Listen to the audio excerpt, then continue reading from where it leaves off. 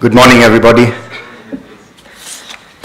May I request you to please take your seats.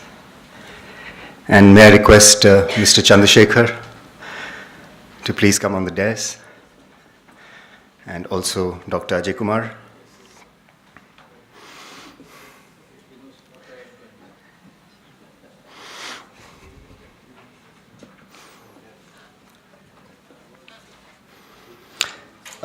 At the outset, let me just quickly apologize for the slight delay in starting, but I'm sure we'll make up over the next couple of hours.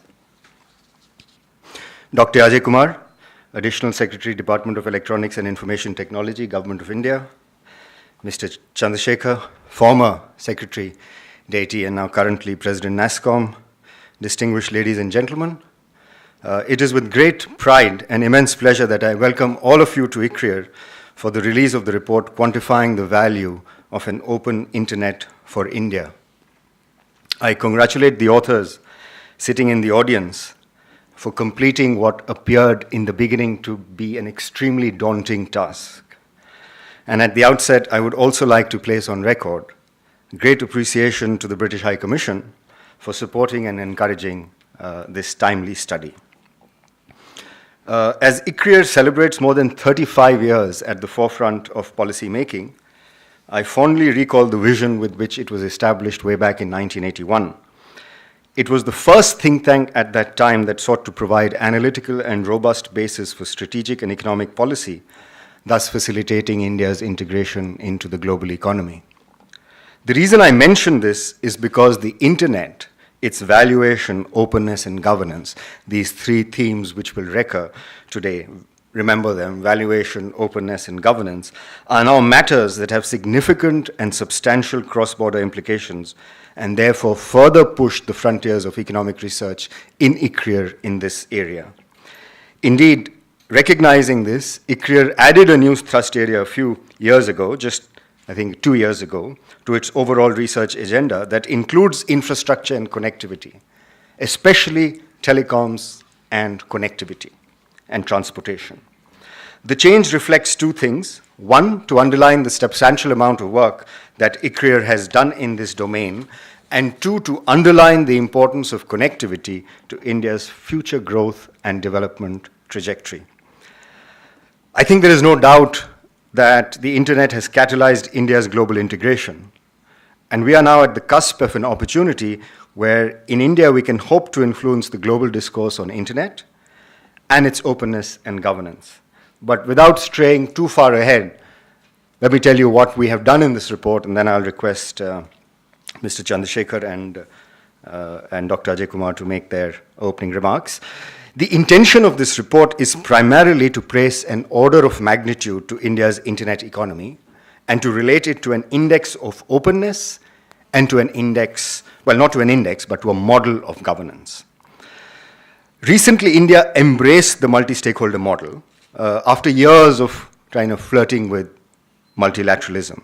The three themes of our report, valuation, openness, and governance, can be thought of as conceptually independent at a point in time, but I think certainly a case, and we've tried to make that in the report, a case can be made of the intertemporal linkages between them.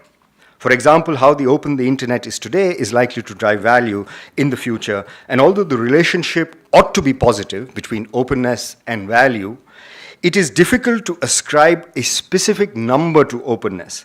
Similarly, the governance model should influence India's future value of this internet. In this report, we postulate that the road to India's internet future ought to be paved with openness and with multi-stakeholderism, which are likely to, in a sense, come together or coalesce in a sort of positive feedback loop. At the same time, as I said, it's incredibly hard to assign an exact value to these linkages. These are extraordinary, exciting times for the internet economy and those who work on internet, and you would have been seeing what is happening in this space. Innovation has acquired a new meaning. 5 years ago, well, if I take you back to 2010 or 2011, you would not have imagined that the world's largest retail store would not own any outlet, the things that are the subject of WhatsApp messages. The world's largest cab doesn't own any fleet. The world's largest hotel chain doesn't own any rooms. These are disruptive times, and I think disruptive innovation in the ecosystem in this space, applications, network, content, and equipment will drive value on the net. We cannot imagine today, therefore, so we couldn't imagine what today would be 5 years ago, and we cannot imagine what the internet would be in 2021. What we do know is that the multiple innovations that drive the internet and its value would be both in the realm of tangible and intangible, pecuniary and non-pecuniary. And those values would be driven to much higher levels. The acquisition of ARM, you must have read about this in the paper the day before yesterday, by SoftBank for $32 billion is a portent of things to come and marks the paradigm shift towards the Internet of Things as companies bet on demand for internet connectivity across items of everyday use like refrigerators, automobiles, just to name a few. But of course, we are not there yet. Digital technologies have spread rapidly in India, but we need to do much more. We must, however, acknowledge and quantify the impacts. And I think what you will see in this session is that we've tried to, quantify the impact of the internet, and that should be taken as, I think, the meat, the core of this study. And we need to quantify these impacts in terms of growth, in terms of expanded opportunities, and in terms of improved service delivery. At the same time, we must also draw attention to the fact that the benefits have been unevenly distributed.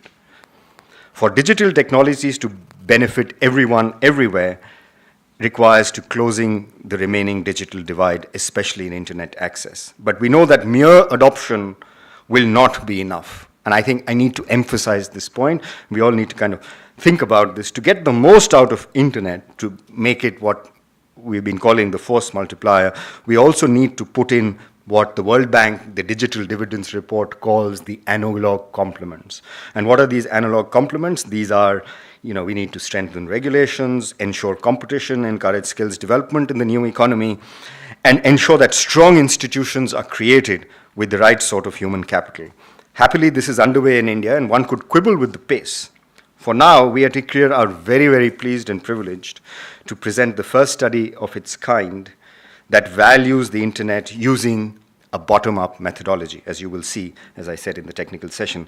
We will repeat this exercise in the future as internet penetration intensifies to measure and understand the better and unpick its transformative impacts over time. Without taking too much of the time, it is now my pleasure once again to welcome all of you and to welcome Dr. Ajay Kumar and Mr. Chandrasekhar to this release. They are both highly accomplished. Their CVs are in the folder, and I'm not going to spend time reading out their CVs, and I feel that they need no introduction. So once again, a very warm welcome to all of you, and thank you for being here. May I now request Mr. Chandrasekhar to give his keynote address.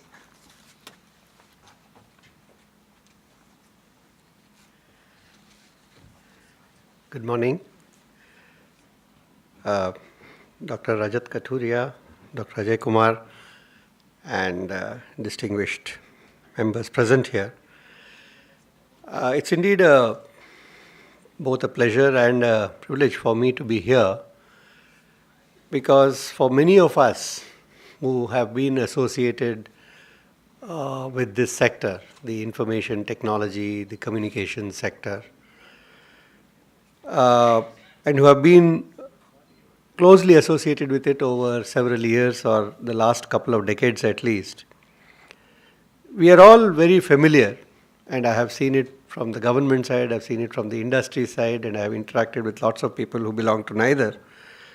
So we are all acutely aware of the kind of benefits that have flowed out of this whole revolution in the IT, whether it is the IT industry or the growth of the internet or the mobile revolution or the booming startup ecosystem. So the benefits are so visible that they don't really need any explanation. But, and that is, I think, what is also behind the sort of ecstatic responses to a program like Digital India, where everybody agrees that this is a priority which is arguably one of the most important that the government has come up with, and something that could rewrite the script of India's future. But at the same time, the fact also is that there is very little quantification of these articles of faith. Everybody says it's good, everybody knows it's good, everybody can see the benefits. But it's a much, much, much tougher question when you say how much? How does this benefit compare with the benefit from some other changes like opening up the economy or allowing FDI in some area, or changes to land acquisition, or changes to labor laws, or changes in the agriculture sector, etc., etc. And I think such evidence and information, or such studies which were backed by a certain degree of academic rigor, were very, very few and far between. And I'm aware of this because quite often in a number of policy decisions when I was in the government and deliberations when I'm outside of it, I think we really have to hunt for information or studies which are authentic in that sense. So first and foremost, I would like to compliment ICRIER on really having attempted to do something which I think even the best economists would fearfully tread, and try to quantify in an Indian context. There are, of course, lots of studies about other countries and developed economies where both statistics, opinions, and knowledge are much more easily available. Much less so in India, much less reliable is some of the data, and therefore, inevitably in any such study, a lot of approximation also has to be done, but it has to be done very carefully by people who know their job. And I have no doubt, knowing ICRIER and Dr. Rajat Kathuria, that it would have been a job which is well done. And seeing the sort of statistics and the views that have come out, I think this is very, very significant. I would also draw your attention to another study, for example, which tried to look at, I'm talking now about only India-specific studies. So a study which the McKinsey Global Institute did about a little over a year and a half ago, where they attempted to quantify the benefit of the adoption of disruptive technologies on a very aggressive and imaginative way. And the projection at that time, and I happened to be there at the release of that report as well, and in fact we had worked quite closely on that, was that by 2025, the adoption of these technologies could have an impact of as much as an increment of $500 billion to $1 trillion annually to the economy. So, another piece of statistic, again, which had come out in a World Bank study, which came out many years ago, was that a 10% increase in the broadband would produce a 1.4% increase as in the GDP. I was just having a discussion with Rajat a little before the start of this program, and it struck me that, this 2.4% increase that is being talked about as the increase in the GDP brought about by an addition of every 100 million or every 10% of increase in the internet coverage. If you look at it as a 2.4% increase in the GDP, of course, that's a very, very large number, and one which would be very difficult to swallow. But if it's just a 2.4% contribution to the rate of increase of GDP, then again, from a very empirical and a non-technical point of view, it still seems to be very small, because the impact that the mobile revolution has had in the country in terms of economic multiplier, the impact that e-commerce has had, the kind of impact that some of the startups today are bringing in areas like, not just in retailing and detailing and e-commerce, but also in areas like agriculture, areas like education, areas like healthcare. It is difficult to see this impact as not being very much more substantive.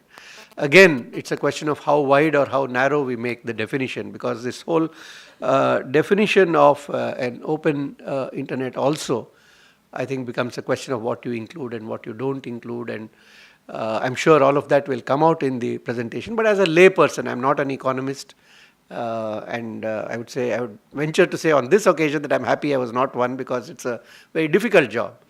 But I was at a consultation which the TRA had on the 15th on the importance of net neutrality, and they had people from almost all walks of life connected with this: civil society organizations, telecom service providers, equipment providers, cable operators, IT guys, professors, and so on.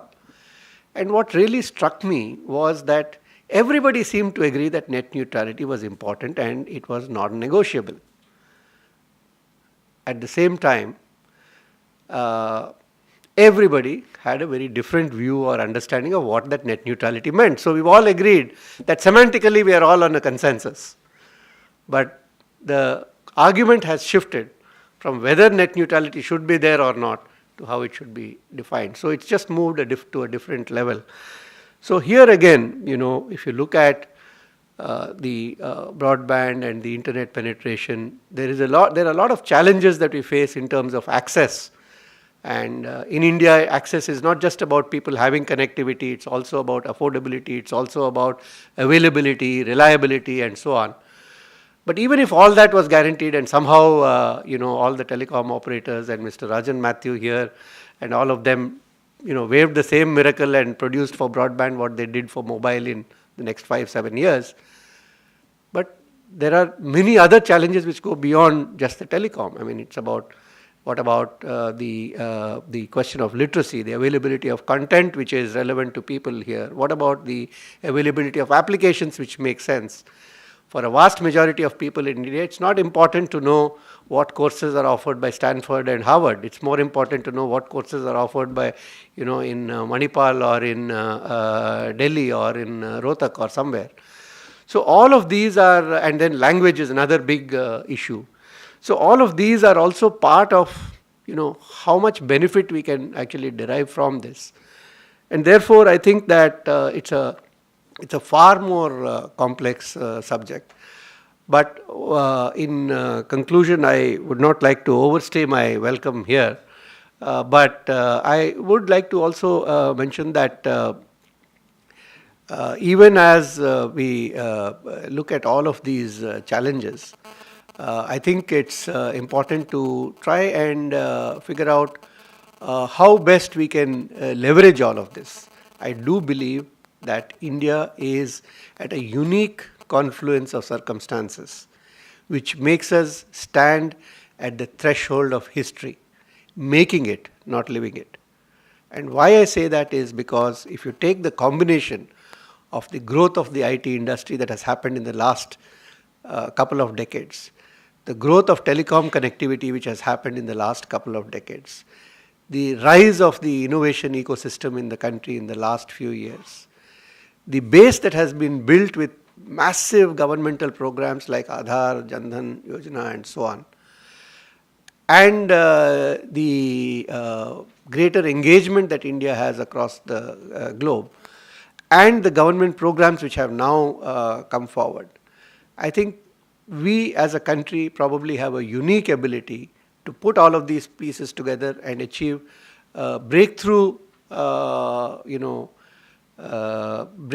progress in critical areas of the economy, which defied solution for the last so many decades since independence.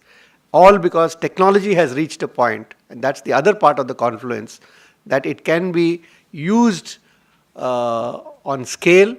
It's highly affordable even in the Indian economic conditions. And we have the ability and the skills which are needed, which most countries do not have today.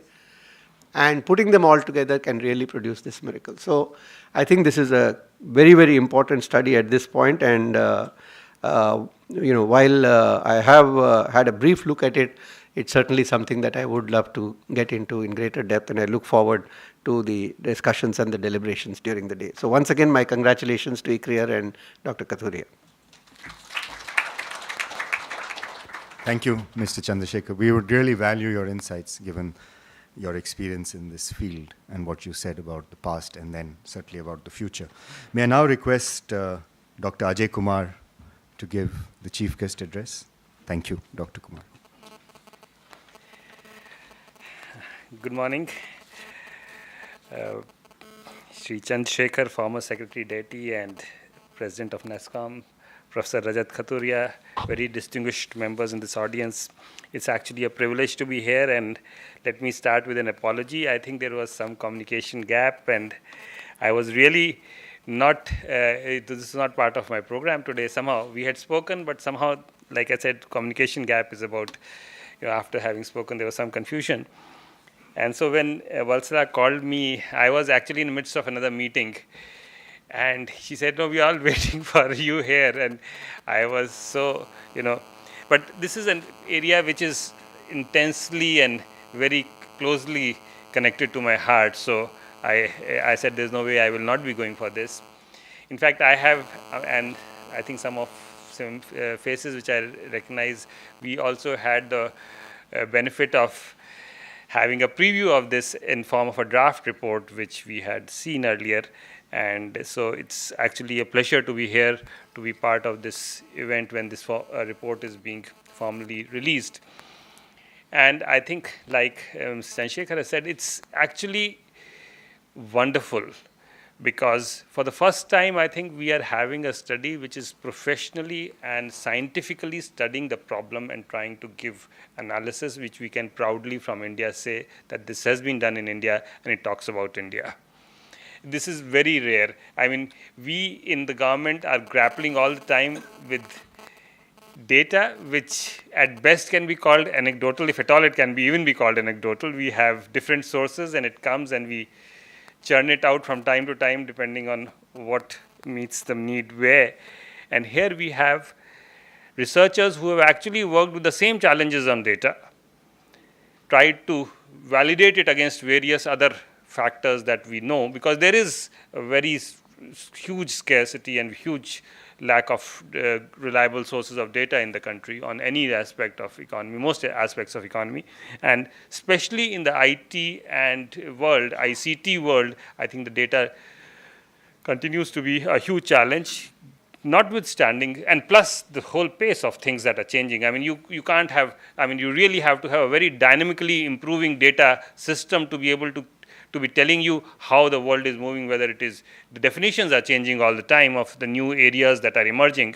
And that area to have actually done this work in India, I must really thank ICRIER, Professor Rajat Kathuria, when we first spoke about this study, and they took it up in right earnest, and particularly Valsala, Parnell and Mansi, the people who have actually worked behind wonderful work. Like I said, I have had the benefit of having seen the earlier work, and I have absolutely no doubt that this report is top class by any standards. So thank you very much for having done this.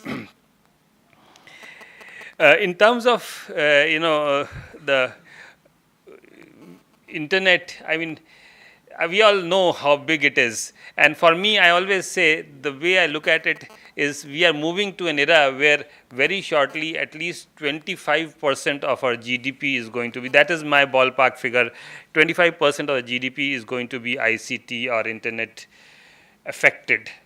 And assuming that we are going to be, hopefully, 4 to 5 trillion economy shortly in the next 5 to 7 years, then we are really looking even in India at a 1 trillion size of economy in terms of ICTs and internet being the building block towards it.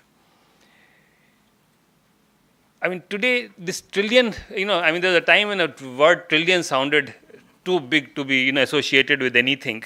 Today, every time I go to an IT event, so you remember we had that launch of IoT Center of Excellence in Bangalore a couple of weeks back, and then we were saying that the benefits that IoT is supposed to give to the world is in the order of magnitude. Cisco has ascribed a value of $20 trillion, and Gartner has ascribed a value of some another $30 trillion. UNCTAD report, which came out on e-commerce, said $22 trillion of e-com economy today that exists in the world.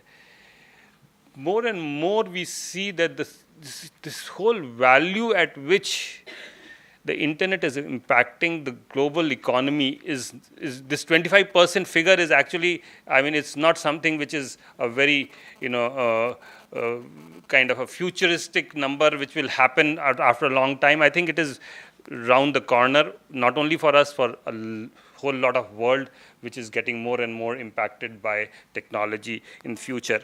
And there is really no choice. I mean, if we choose not to be using technology in given time, I mean, we are really going to create a divide which will actually leave us far, or any other country for that matter, far, far behind than where we would no one would really want to be in that kind of to left behind state. The impact of ICTs and internet on various economic issues, and we're going to hear a lot more about it in the report here after this, is fairly well established. I always remember this very beautiful study in Harvard Business Review.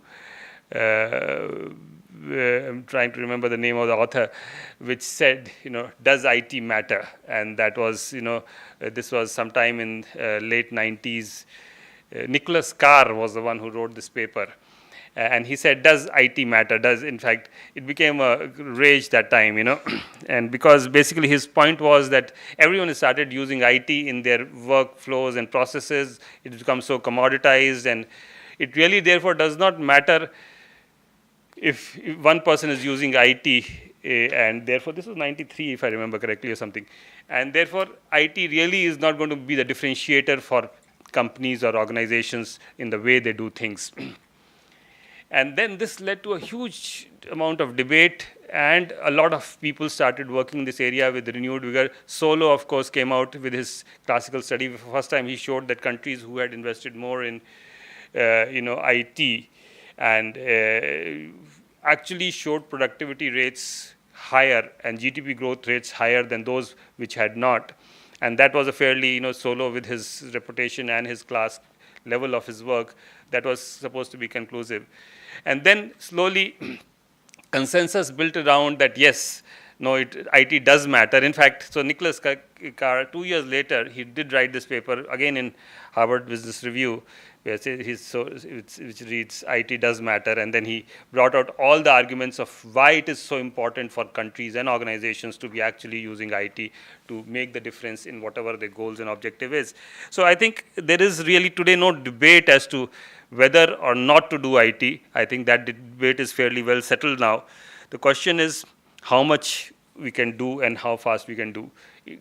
Government, of course, has the big Digital India program. It's one of its flagship programs on which a whole lot is being done. And I don't want to talk about Digital India. I'm sure all of you are familiar about it. And I think along with Digital India, a very significant decision which was taken last year by the government was to recognize the fact that we need the involvement of all stakeholders in terms of growth of internet and technology economy of the country, the multi-stakeholder approach, both for purposes of our international engagements as well as for what we do within the country. We need to have a more participative and stakeholder constituted approach of work. So today that is also, so we have our Digital India. We recognize the fact that we want to have industry as a very, very important stakeholder and partner in this whole approach. In this particular game today, there is no escape. There is no way by which, to me at least, it seems that it is a non-starter if we were to say that this has to be done by government alone.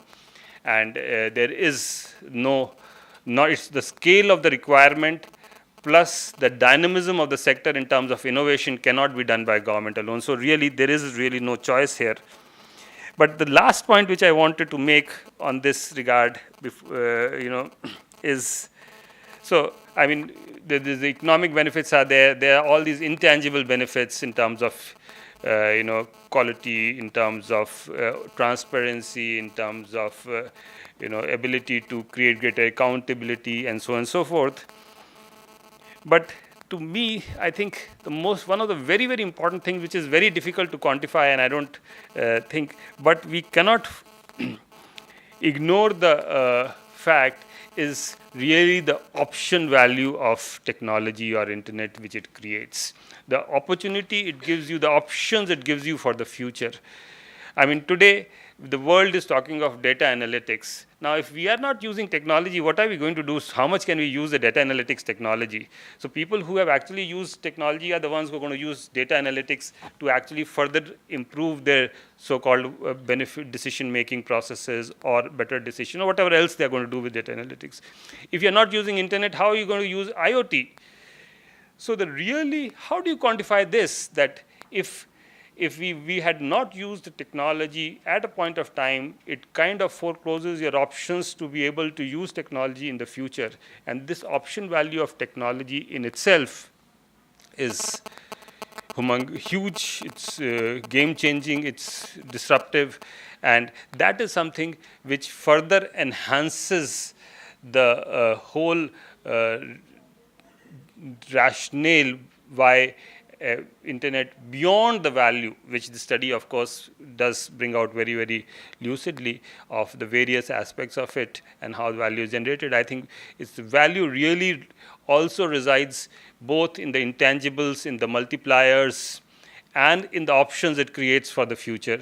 So I think I just wanted to say that while we will see the value of internet as determined by study, the value really goes well beyond what it is covered in this study. But let me conclude by saying, once again, thank you to ICRIER, thank you to the researcher team for having done this, and I hope that this would open, this becomes an area of continuous engagement and research for ICRIER, because you have acquired this knowledge and expertise in this area, and there is so much to be done in the area of internet. And if this is going to be such a huge determinant and influencer of economy and society, I think there is good reason why ICRIER should continue its focus on this area. Thank you very much.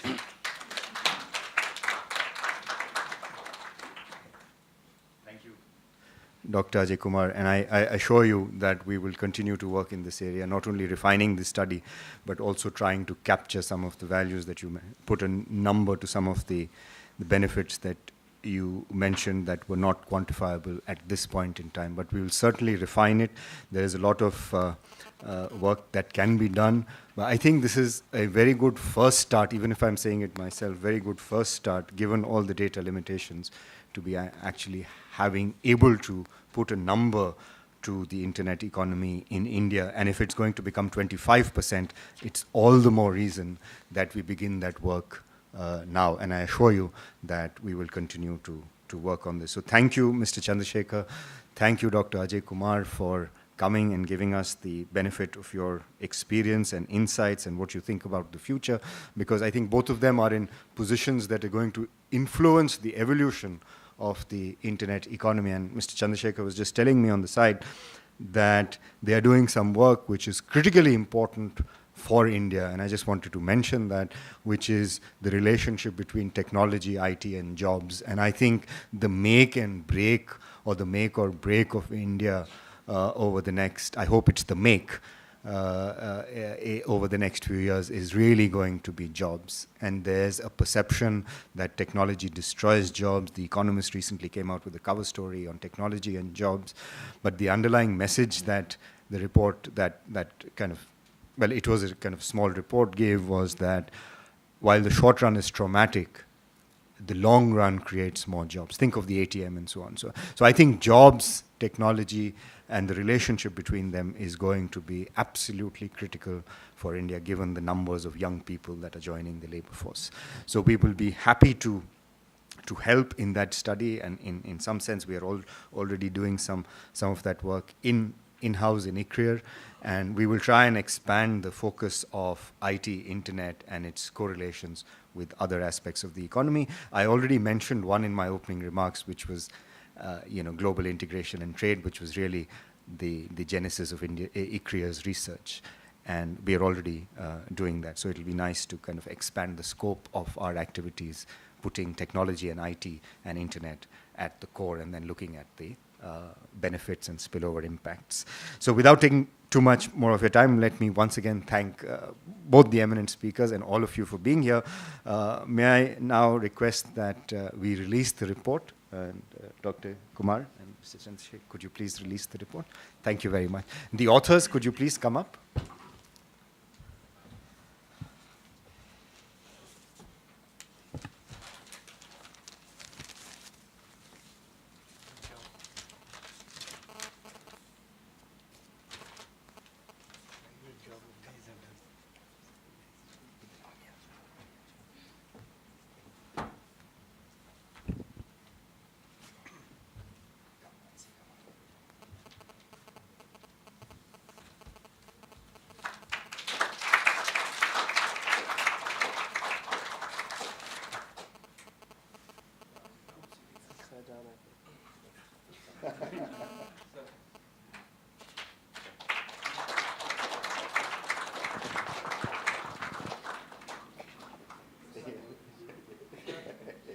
Yes, ma'am. Thank you. Thank